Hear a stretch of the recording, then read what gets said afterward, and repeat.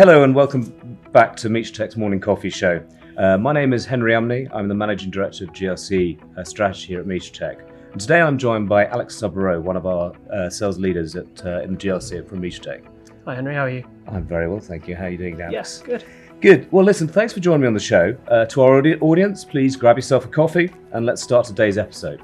I guess I'd like to discuss the topic that's growing in relevance, and that's end-user computing risk, or EUC risk. Alex, do you want to sort of kick us off and give us a bit of background on that? Yeah, sure. I mean, it's a bit of an evolving topic at the moment. Something that kind of really gained focus with the kind of US SOX piece back in 2004, and kind of the enhancement around those kind of financial controls. We've seen then kind of over the last kind of probably 10 years or so, you then get a development from the PRA, what was the FSA.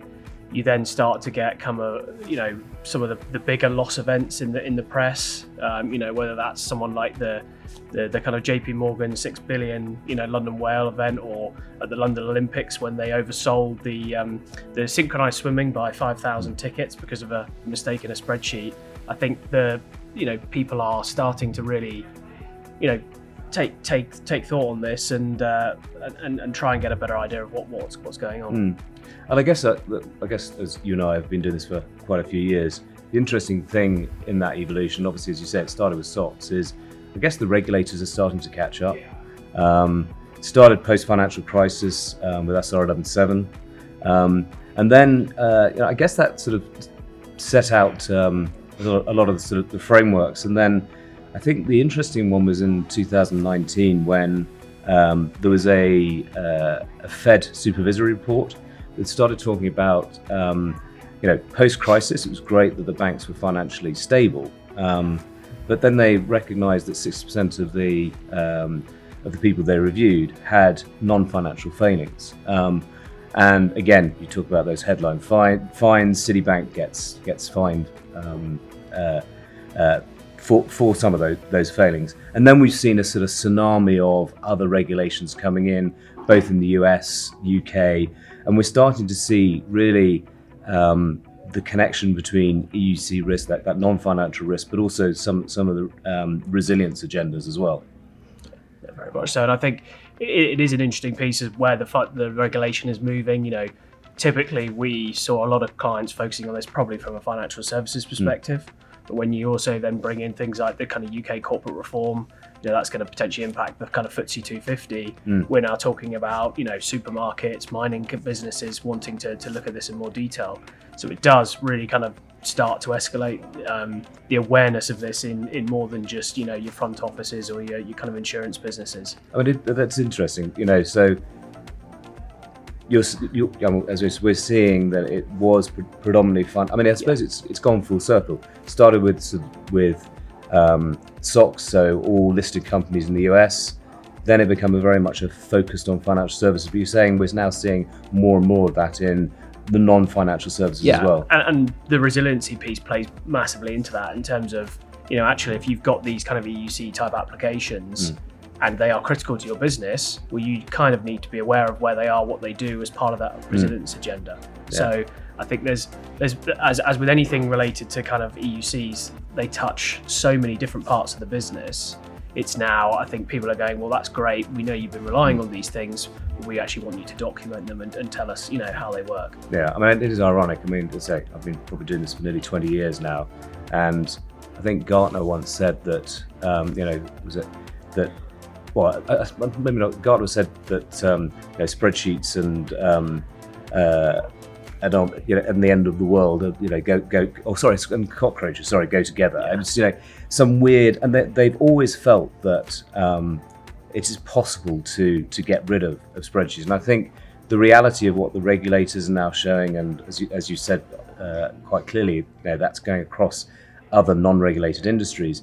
The reality is, you've got those tactical solutions. End user. I guess we should have done this at the beginning. What is end user computing? Yeah. End user computing is where I, as an end user, am creating an application to support a key process with an organization. In an ideal world, that should be supported by IT. And the irony is that most, 10 years ago, we talked to people and they go, yeah, well, in 5 years' time, we'll have got rid of all of those EUCs.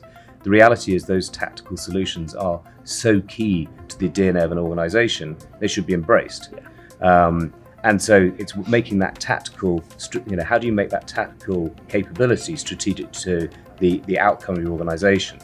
So, I guess to that point, if people do recognize that the nirvana of getting rid of spreadsheets doesn't exist, what are the sorts of things and what are the benefits in embracing EUCs in a more formal manner? What benefits, or how do they do that, and what benefits do they bring to an organization? Yeah, so I think there's huge benefits that we've seen with a lot of organizations.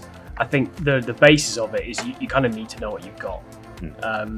And kind of even before you get to knowing what you've got, you kind of need to work out how you're going to define what these particular things are. So, the EUC piece for a long time was, related to things like spreadsheets. We're now seeing a proliferation of, things like Python. People are also considering maybe things like Power BI and other kind of dashboarding things are in there.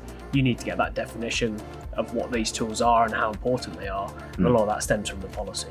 So you kind of need to create a policy that allows you to... was that sort of common term of reference so everybody understands what they... So everyone's on the same page. They say, right, actually, if I've got one of these things, I need to tell the organisation about it so that potentially someone from IT could rewrite it, support it, or actually that's an incredibly important, business process. We need to, improve the controls or something like that around that. And one of the key things we see our clients doing is just because we're going to see it in our document doesn't mean that's going to stay. It has a life expectancy to when it will then be that process will be formally transferred into a third-party system. We've got something we develop internally that can then be supported by a formal IT function.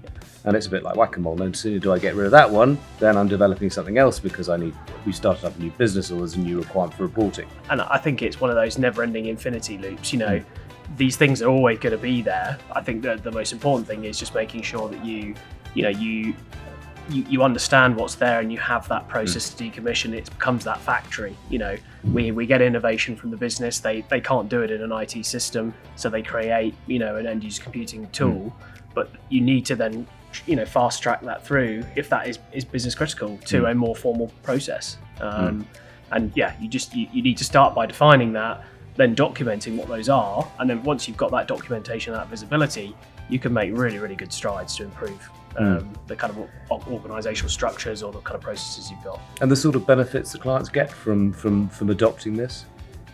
So there's always the risk angle.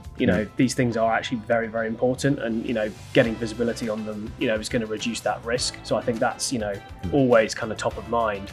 But I think there's operational improvements that people can make. A lot of these things are spun up quickly because we want to trade a new product or we need to aggregate a whole load of new data. They're maybe not built in the most efficient way, and actually those processes could be taking a lot of time. So by understanding what they're doing and then understanding what the person is trying to get to, you can typically actually create a lot of ROI by reinventing these processes. But you can't try and achieve that unless you know what you've got. So it's the kind of that you do have to put a bit of work in up front, but once you get to that stage, you can make huge strides. And some of the businesses we work with talk about over a kind of 5-year period, they're doubling the size of their organization, but they're halving the number of these tools they've got because they've got that visibility, and really just becoming more operational. And then just before I wrap up, the sorts of scale of organization, we've got people that will be looking at like populations of 10 to 50 EUCs up to what's the higher end we see? So that the higher end, I think we're probably going to be pushing towards the 20,000, 25,000 files. If you're looking at a truly global organization, I think the thing with it is that regardless of scale, these are all the same kind of tools that you use, and whether you are a 100-man kind of logistics business or you're a large bank, these things are important to you, and until you can define them and understand them, there isn't that process to improve them. And I think just to wrap this up, if you've got 20,000 EUCs in your organisation, just actually having that documented. Yeah. The irony is IT doesn't, and rightly can't do anything apart from support and infrastructure to document those things, but actually that becomes probably the most valuable thing to the organization, because now I have a blueprint of where my IT systems are not supporting the business. So therefore I have an ability then to drive that, to feed that into my IT roadmap. Listen, Alex, thanks very much indeed for joining us today's show. I hope the audience enjoyed that.